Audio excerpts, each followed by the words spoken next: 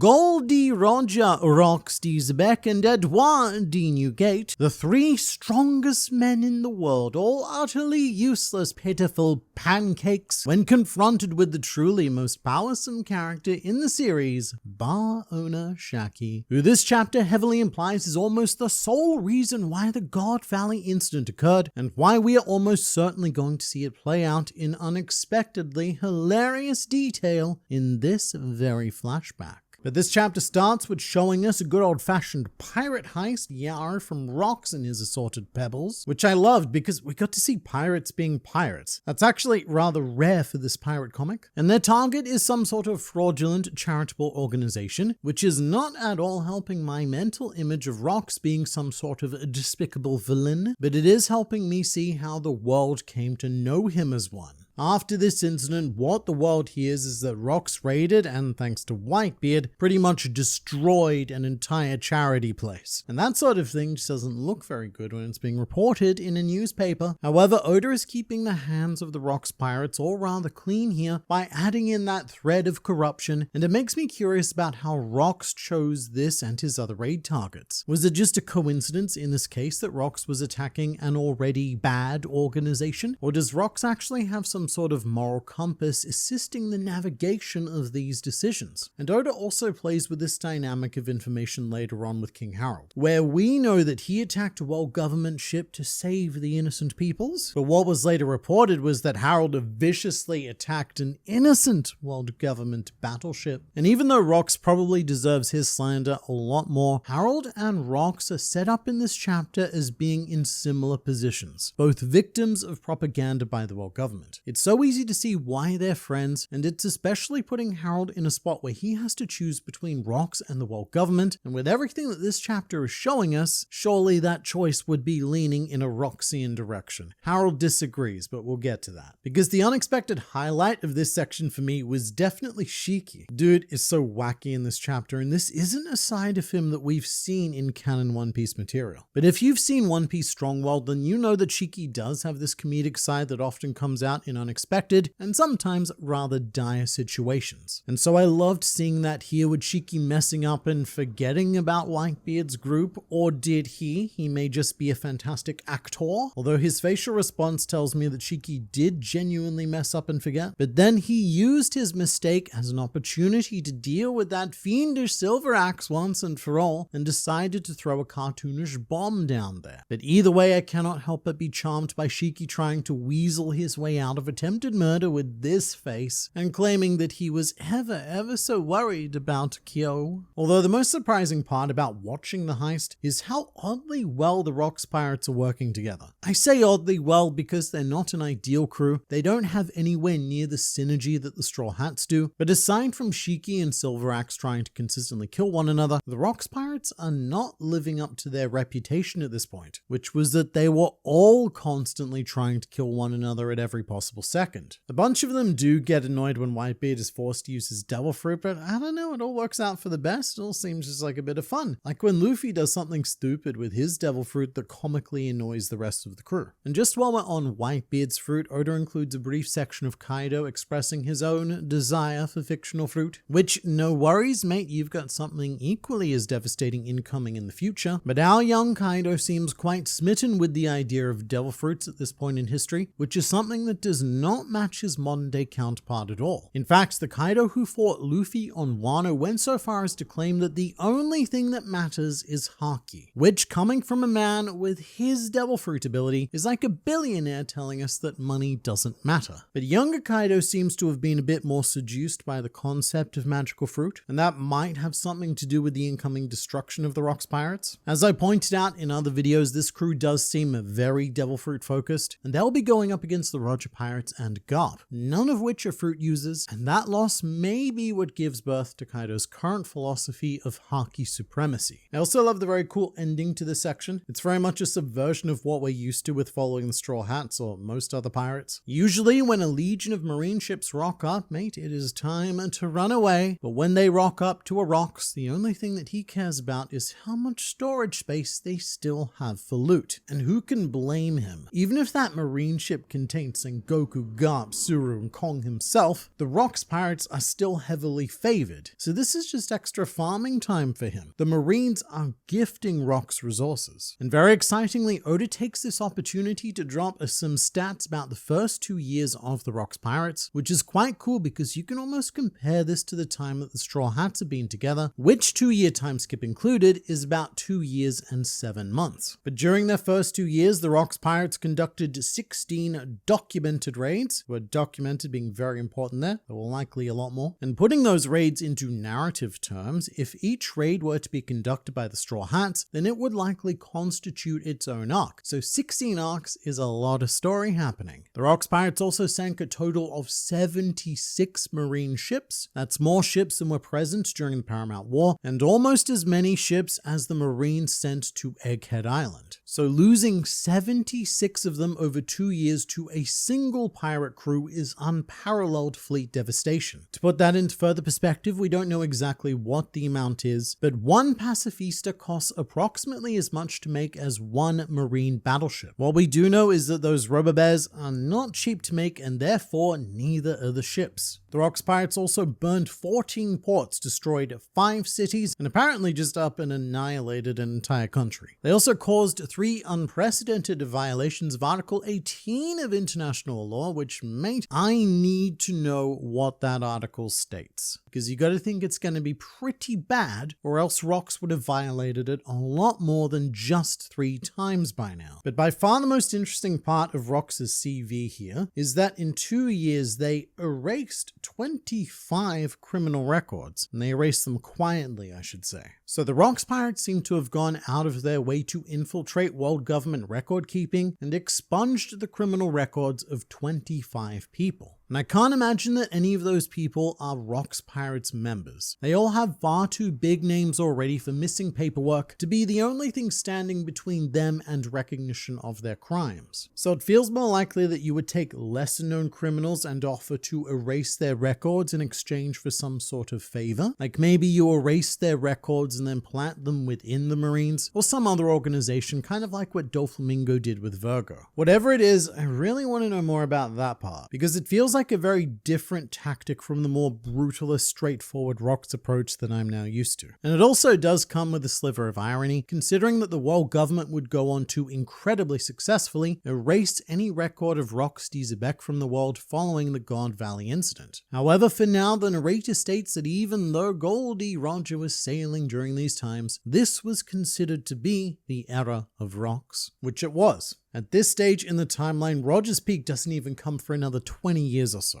Moving to Harold now though, his section is sandwiched between 2 juicy slices of Rocks content, but what happens here is extremely pivotal for the overall direction of this flashback, with the world government raiding one of Harold's human allied nations. And in fact, it's not just a miscellaneous allied nation either, we've seen this place before. This island, Inishi, is where Harold met Ida, and Harold himself originally caused quite a bit of destruction to it, thinking that they had taken Ida as a slave. So these aren't just any old humans. They are the first group of humans that convinced Harold that every culture had their own unique definition of strength and that they could all grow stronger if they learn from one another. I think that's very important context that might go unnoticed by some readers because the connection here, it's not super obvious, but this is the island that Harold cannot betray. He originally raided it thinking that he was freeing a slave, and now he's defending its people from being taken as slaves. This island is the symbol of Harold's entire journey to be where he is today. And when he sees that agent shoot and possibly kill one of the islanders, we get our first glimpse at a truly viciously angry Harold. And this is the Harold who far more closely resembles the man in the portrait that we first saw in Oris Castle. And I feel like this is the Harold that we're going to be seeing a lot more of, leading to the time when that portrait was commissioned, which of course includes the moment that Harold decides to rip off his horns. His anger is completely understandable here though. The world government agent even says Green Bull's classic line about how unaffiliated nations have no human rights. So seeing Harold jump off the ship and launch at them them was fantastically satisfying. But despite everything, Harold does still want Elbaf to become part of the world government. And sure, it seems slightly illogical considering what he's just seen play out and what he would be lending his strength to assisting, but ultimately Harold's belief is in unity over fragmentation. And Harold also goes on to mention John Giant and some other Elbaf natives now serve within the Marines, which we know is because Mother Carmel sold them through Cypherball. But Harold, assumedly not knowing this, views their enlistment as progress towards forming a relationship between humans and giants. And in fact, he wants more Elbaf warriors to join the Marines, because he believes that their strength can make a real difference to people's lives around the world. And what he's musing right here in Eda's Bar is exactly what the Holy Knights have arrived on Elbaf in the modern day to achieve. They are trying to incorporate the giants into the forces of the world government. So in a very strange way, Harold is now mentally aligned with the world government, with both factions seeing this as a step forward towards entirely opposite outcomes. So it's pretty easy to see how Harold gets deeper and deeper involved with them from here. And I do understand where Harold's coming from, but I don't think he quite understands the depth of corruption of the world government just yet. But we also do learn through this chapter that Garp has met Harold, which I'm so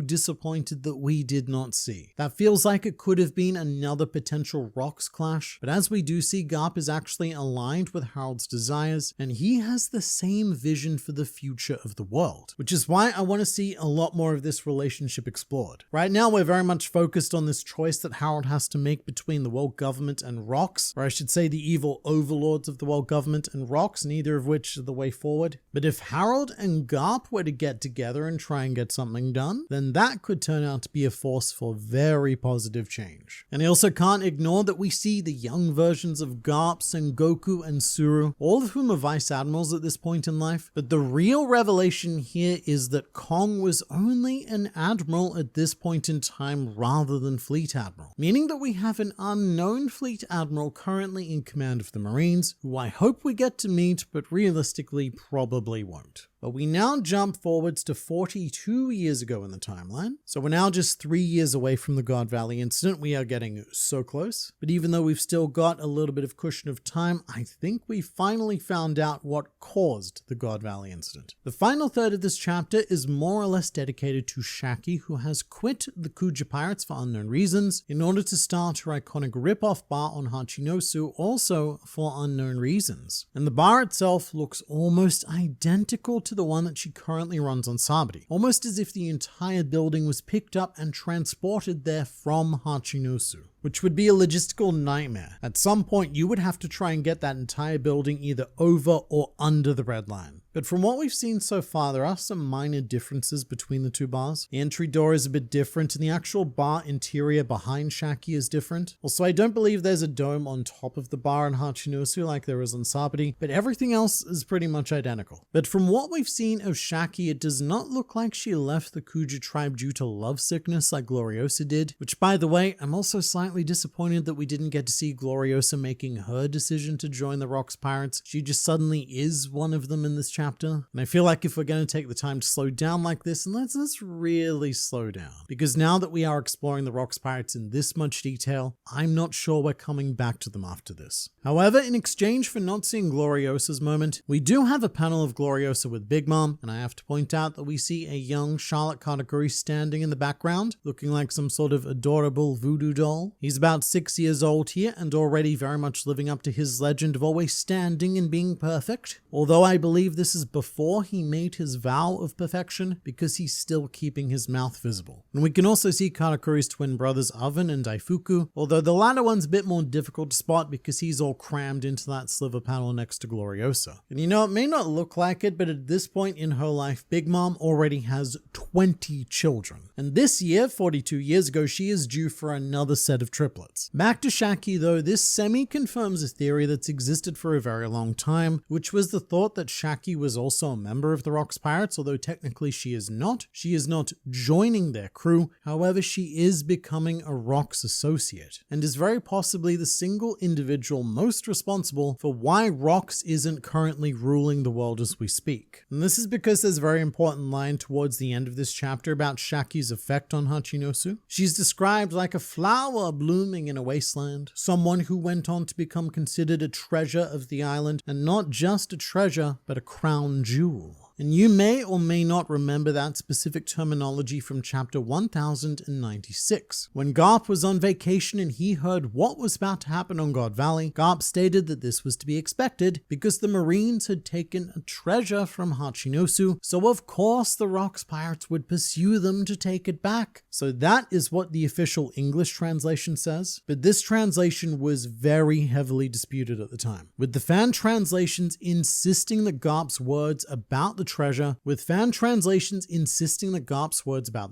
were more akin to something along the lines of the crown jewel of Pirate Island. In this case, I think the official English translation was playing it safe and not trying to define anything, because that's a very dangerous thing to do, and the translator had no idea what Oda was referring to. However, in retrospect, it's really looking like Shaki was this treasure that Garp was referring to. And what that means is that it's now looking incredibly likely that the God Valley incident was a fight over Shaki. That the Marines or the world government took her from Hachinosu for whatever reason, possibly to make her a world noble slave, who knows. Then the Rocks pirates pursued them to God Valley to take her back, during which point the Roger pirates also joined the fight because they were after Shaki, and the Rocks pirates were ultimately disbanded due to losing the world's most intense battle of simps. It's still very possible that there's more to it than that, and I kind of hope there is. But Oda could be about to subvert one of the most impactful events in all of fictional history. And the narrator earlier said that this could be described as the era of Rocks, but I would respectfully disagree with that assessment, as this more accurately feels like the era of Shaki, as every major faction on this planet seems to want her, and Shaki's charms are threatening to destabilize the world as we know it. Which makes me wonder what the solution was, and we do know that there was a solution. We know this because in the modern day, no one simps over Shaki at all, not even Sanji after returning from the 2-year time skip, which is pretty incredible to think about. So following this event, something was done to stop Shaki's innate charms from ever being able to destroy the world again, and that thing may be marriage. Rayleigh took that step with Shaki, and magically the world is released from her unintentional spell. But this chapter ends on an even bigger bombshell, something else that could explain Rox's loss at God Valley, which is that we see the 5 Elder Stars, including Saint Saturn. I feel like we just got rid of you, and here you are back again. But they come to the decision that they will accept Elbaf as part of the world government on the condition that Harold kills Roxy Zebek, which I have a hard time seeing Harold doing right now, but if he is dead set on joining the world government, then he may very well have been on God Valley and played a part in the defeat of Rox, which is a very intriguing conflict from Loki's point of view, who worships Rox, and that may have even given Loki further cause to have killed Harold, which is the story that we're ultimately telling here. Don't you worry, Haradin. I just need like 3 more chapters to explain how hot this woman is, and then I'll tell you why father died. Meanwhile, all of the Straw Hats in the Sun World have probably been killed by Emo at this point, but you let me know in the comments. Do you think Harold tried to kill Rox, or did he try to do not that?